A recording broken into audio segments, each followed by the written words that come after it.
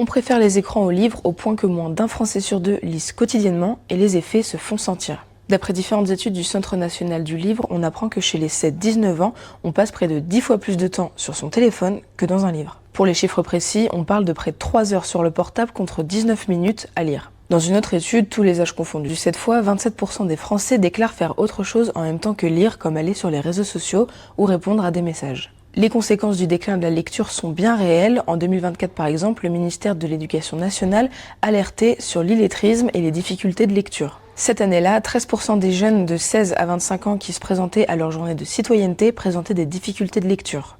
Dans le monde, plusieurs acteurs du livre tirent la sonnette d'alarme parce que les nombreux bénéfices de la lecture sont prouvés et pourtant largement sous-estimés. Par exemple, une étude sociologique américaine montre qu'avoir plus de 500 livres chez soi favorise la réussite à l'école.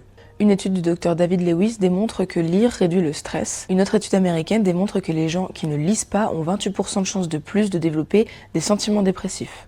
Puis évidemment, lire favorise une bonne orthographe, fatigue moins les yeux et permet de développer l'imagination et la curiosité. Le développement de la lecture avait d'ailleurs été désigné grande cause nationale en 2021, mais pourtant, les chiffres sont toujours en déclin.